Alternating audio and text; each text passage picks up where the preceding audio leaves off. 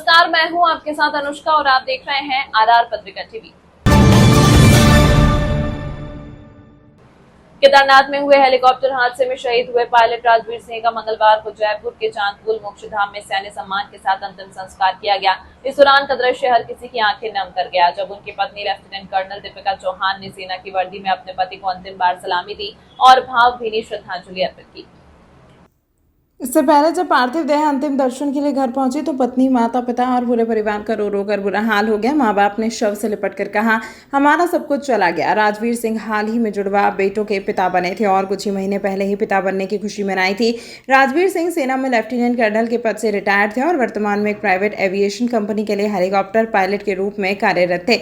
हादसे के दिन वे सबसे आगे उड़ रहे हेलीकॉप्टर को उड़ा रहे थे। चंद्रवीर सिंह, जो उनके छोटे भाई हैं, ने बताया कि राजवीर ने आगे से मौसम की खराब स्थिति की जानकारी अन्य पायलटों को दी थी, लेकिन कुछ ही मिनटों बाद सुबह करीब 5:20 पर उनका हेलीकॉप्टर क्रैश हो गया। इस हादसे में पायलट राजवीर सिंह समेत कुल 7 लोगों की जान चली गई। राजवीर सिंह की शहादत सिर्फ उनके परिवार का नहीं बल्कि पूरे देश का गर्व है और उनकी पत्नी लेफ्टिनेंट कर्नल दीपिका चौहान की वर्दी में दी गई अंतिम सलामी हर भारतीय के दिल में हमेशा के लिए बस गई है। यह सिर्फ विदाई नहीं थी, यह था एक वीर की वीरांगना द्वारा दिया गया सम्मान।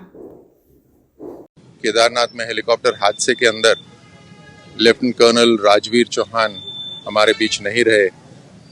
आज उनको श्रद्धांजलि देने में यहाँ पर आया, उनके परिवार से मिला। इतनी कम उम्र में वो हमारे बीच में नहीं रहे, उसके बावजूद भी एक माँ की ताकत देखिए कि उन्होंने उनके पार्थिव शरीर के पास खड़े होकर वंदे मातरम, भारत माता की जयकारा लगाया। इस परिवार की ताकत है, इसी ताकत की वजह से और ऐसी माँओं की वजह से ही भारत मजबूत होता है। राजवीर के जो साथी थे उनसे मेरी बातचीत हुई, उन्होंने मुझे बताया कि राजवीर कितने मजबूत तगड़े सिपाही थे, कितने शानदार अधिकारी थे। मैं ऐसे सैनिकों को नमन करता हूँ। उनके 2 बच्चे हैं, उनकी परवरिश अच्छी हो, उनकी पत्नी जो सैनिक हैं, खुद अधिकारी हैं, वो परिवार को संभाले, ऐसी हमारी प्रार्थना है। तमाम महत्वपूर्ण खबरों के लिए देखते रहिए आरआर पत्रिका टीवी।